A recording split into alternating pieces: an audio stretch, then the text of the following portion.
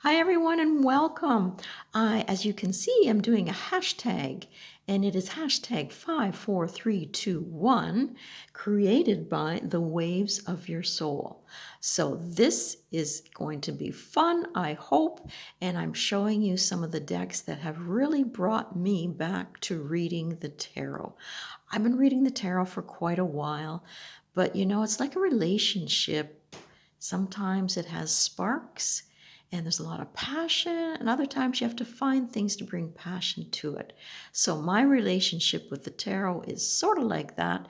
I found some new decks to help me fall in love with reading the cards, and not just tarot, but oracles as well. So let's get into it. Now, my first deck I want to show you that helped me fall in love once again with reading is this Baba Studio deck, an indie version of the Alice Tarot. And if you're an Alice fan, I gotta say you're gonna love this. I don't know if it's still available because I think they had other interests that they were going into. But here are the backs. Shuffles like a dream. It's got some weight to it, but it's all about the story. So I'm just going to set these down and we'll get a better view of the cards. So for me, falling in love with reading the tarot cards once again was helped and stimulated specifically by this decks, because they've put out 3, and I'm going to show you the 3 that I have, and it was wonderful to receive these as a gift, because they are expensive and sometimes you feel they're a little bit precious to be using. But, I'm not that hard on my cards, and if they give me pleasure, let's use them, let's get them out of their boxes, and let's let the stories unfold and the answers that we're seeking be revealed in something as gorgeous as this. So this is one of the 5 decks that helped me find that passion again for reading the cards for myself and enjoying it. It's not a deck I would take out in public because it is an expensive deck, but it's a deck that I love. So that is one of the 5. Number 2 in this prompt for falling in love with reading the cards. Well, once I got this in my hot little hands, it was amazing. I love Alejandro's work, and Artisan Tarot brought this to us. The packaging is divine, the cards spectacular. There are the backs. It's got that mesmerizing flair to it, and it is different colors. And I think that's what's drawing me to it. I love the earthy tones, and it's not your typical illustration.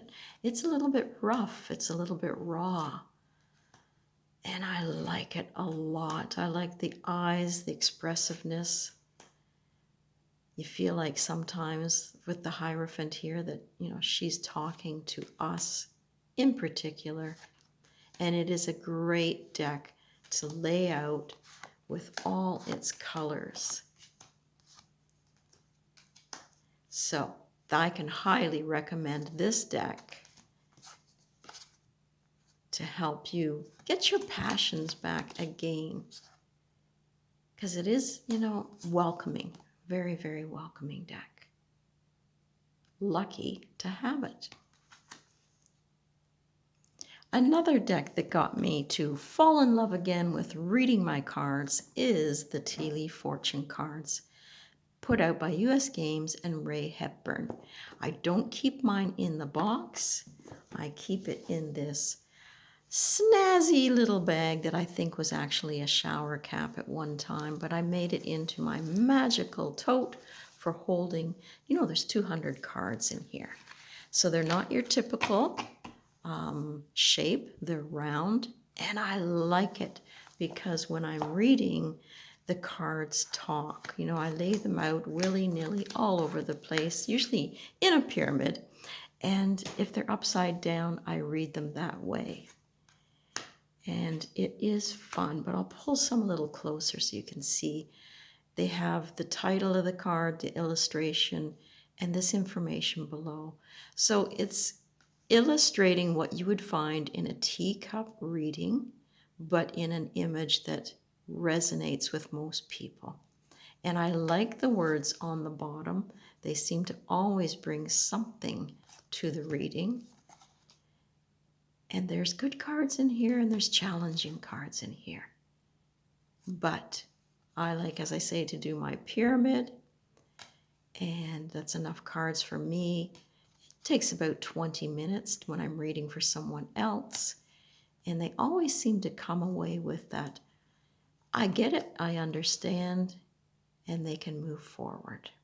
So those are my teacup cards. Now I keep another Baba Studio deck in here, and this one's an oracle, but it's another one that taught me so much and introduced me to enjoying referencing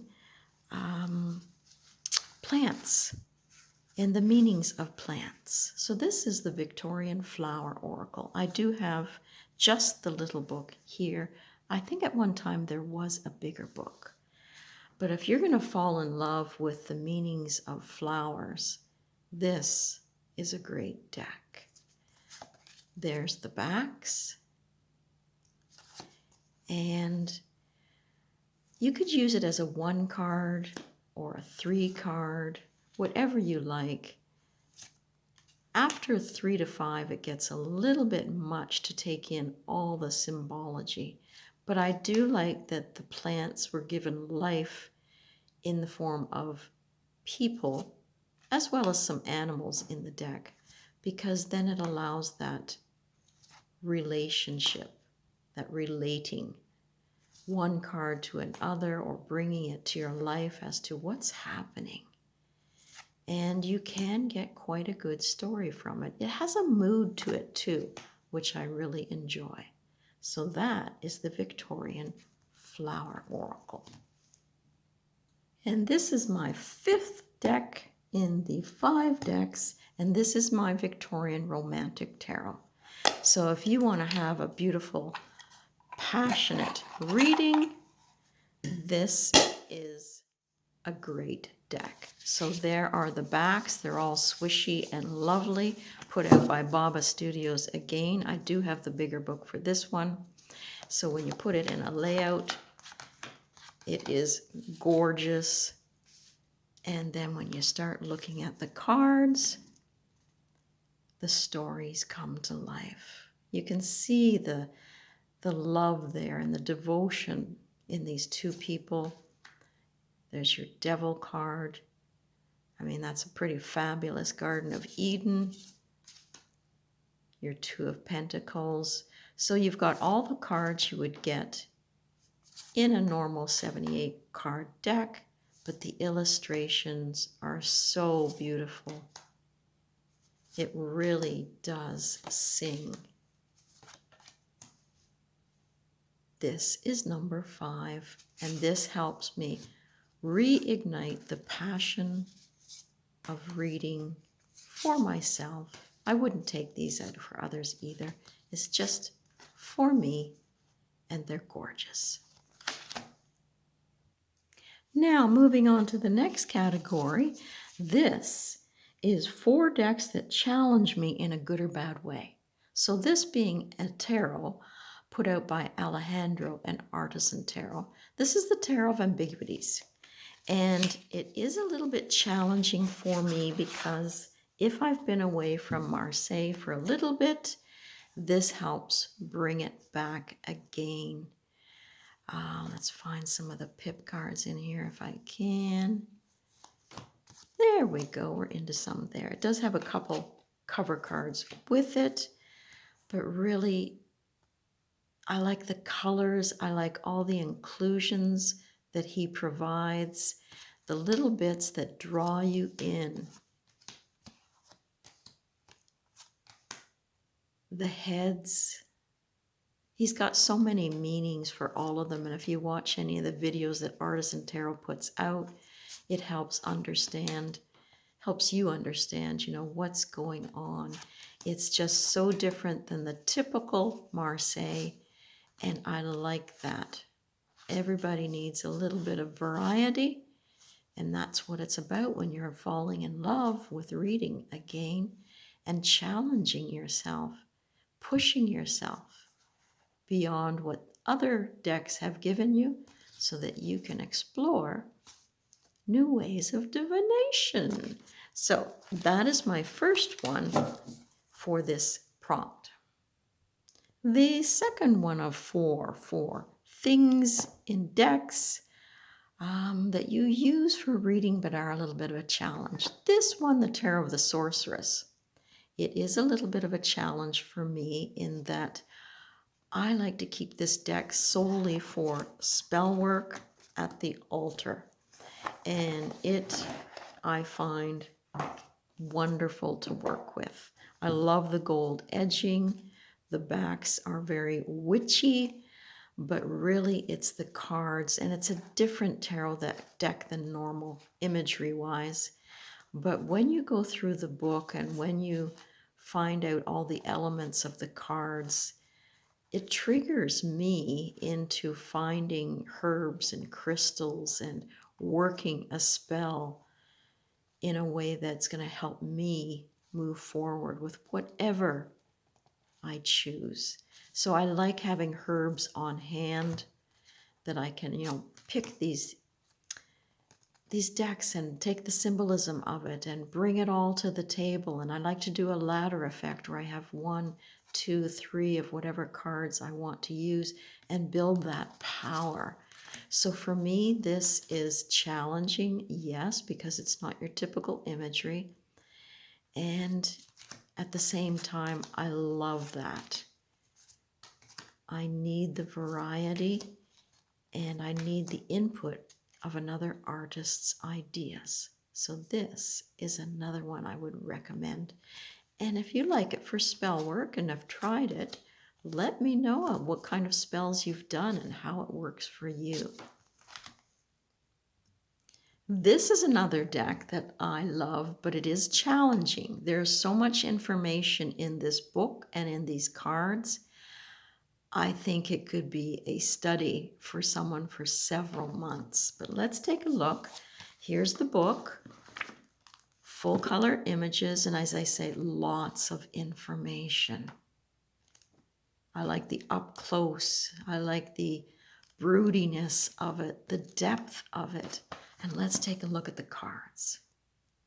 Some of the images are a little bit strong, but these are the backs, soft. It's when you turn it over, you get into the meat of it. Great for ancestry work, for bringing all that, you know, feelings, emotions. It just draws you in. You can't help it with this deck. There's that rawness to it. Nature certainly being brought through it. The Morrigan comes through it.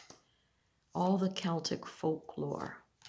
But it is a challenge when you start dissecting some of the cards and getting into the symbolisms. So inviting. And that is the Witch Sister Tarot. Now the next one is the Call of the Morrigan. So yes, it's another deck that is very powerful, and it does take, I find, work in order to feel the empowerment of the cards.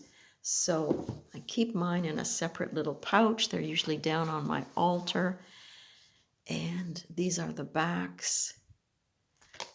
And it is good cardstock. And this is another one that I use for spell work. There is so much information to be learned from working with this deck. So confronting, so powerful. And I haven't even skimmed the surface with all that it has to teach me yet. I read books on the side so I can get ideas of more of the folklore, and I get to see the different aspects of the Morrigan, the sisters. Truly, this has got to be a classic down the road. That is the call of the Morrigan. The next category is decks I would recommend.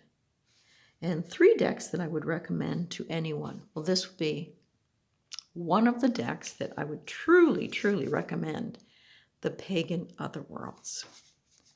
And I got this one from Artisan Tarot. And it's a classy little number. Very, very classy. So you can see some of the images there, and these are the backs. Hard to hang on to these puppies, but they got the same sort of swish, magical feel to them, and look fantastic in a spread.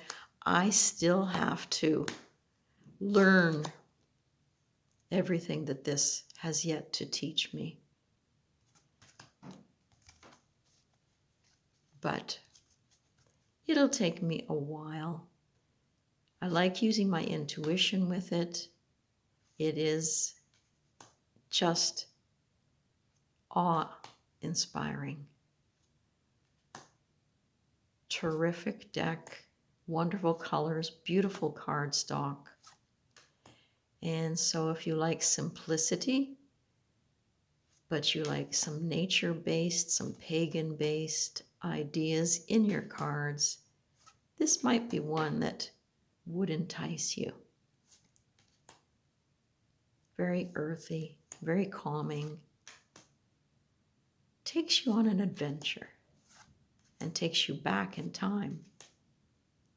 Wonderful. So that is the Pagan Otherworlds. This prompt brought in 3 different styles, I guess, of decks, because I like this Dark Mansion Tarot, and I would highly recommend it if you like things along the sort of witchy element, the mysterious element. The gold foil is fantastic. I did buy this from the creator, and there's some information in there. It is so fun, and it does have sort of that old country manor feel to it. You can get lost in the library in here with the hermit. So yes, I would recommend this. The cardstock is lovely. I think there was a brown and a blue version on the back you could look into. So if you want to hunt it out on, I don't have the creator's information right now, but it is the Dark Mansion. And there it is again on there for you to see. Now it might say on the back. Oh yeah, there it is there. Taroteca Studios. Hard to see in this light with the coloring, but you know, not every deck has to be serious. This one has that rose petal finish to it. Get these out so that they focus. It's relaxed. It does have that sort of Halloween vibe to it. There's the hermit. But it is so well done. Has sort of a Beetlejuice feel to it. Love it, love it, love it. So yes, gorgeous deck to have in your collection. So we did witchy, we did earthy, sort of a pagan there, and Beetlejuice. Now let's go into some animals, because it is nice to have an animal deck in your collection. And you can see the author's name there.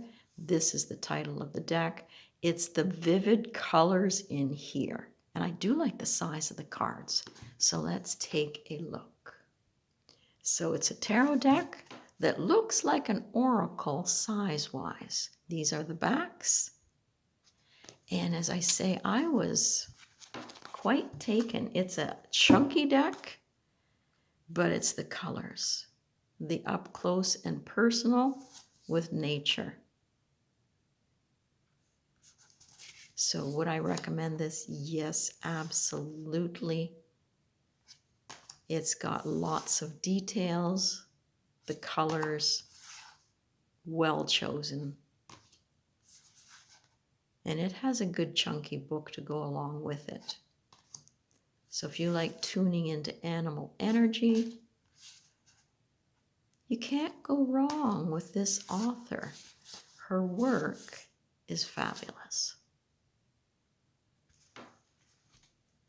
And you can see here the chunk of the book, the Guardian Knight Tarot. Okay, this is a fun little prompt. This one is 2 decks that I feel like were made for me. Now, I think the teacup cards were made for me, but I also think this one is made for me. Not an expensive, it's a mass market. I did see it a few months ago on Amazon. It's called The Good Witch, Bad Witch, because some days, face it, we're not going to be good every single day, and we do have those little moments. This deck allows you to have those moments and enjoy yourself. So it has a selection of good cards and bad cards.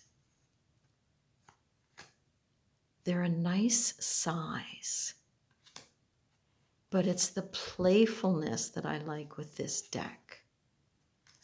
So there you have the Toil and Trouble Witch.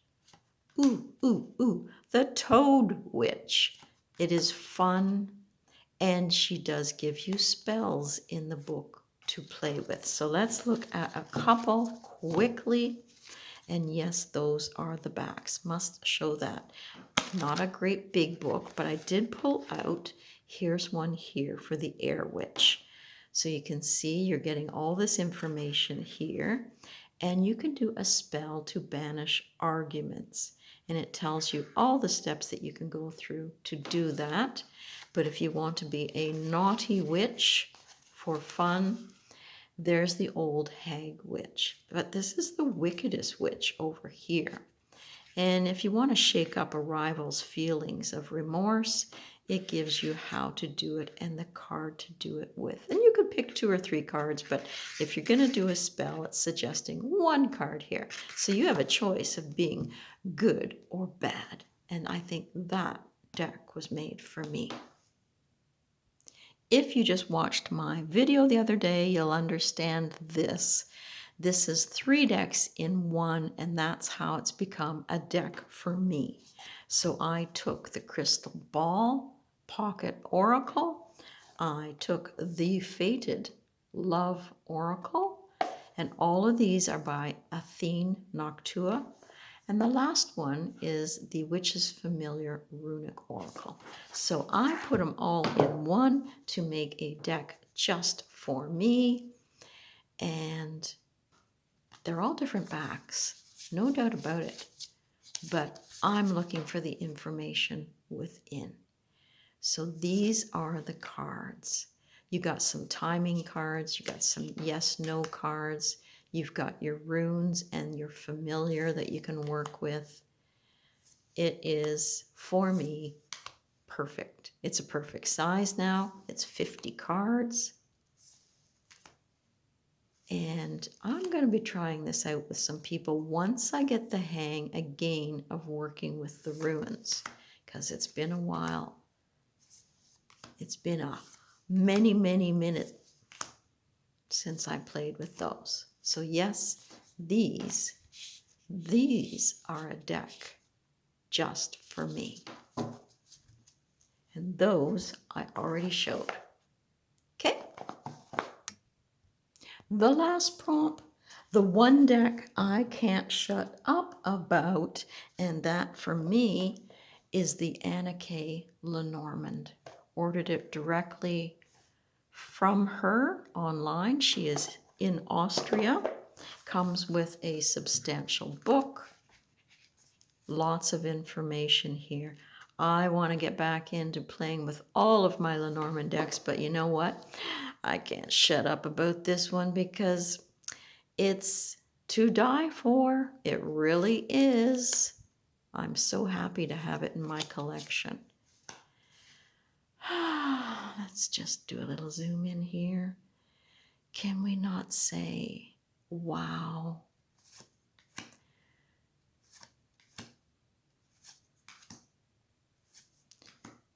You can see down there, you've got your card substitutions there, your wands and things like that, like from playing cards.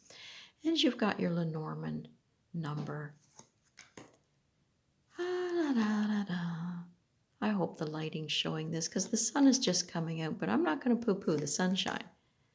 I hope you get to see all of the detail in here. But my time on my phone is running out. I must say, I hope everyone enjoyed this. So, these are something I would also highly recommend. It was not super expensive, but if you like Lenormand, I think you would like this, plus all the bonus cards that are in it. Wonderful. So everyone, have a fabulous day. Thanks for joining me.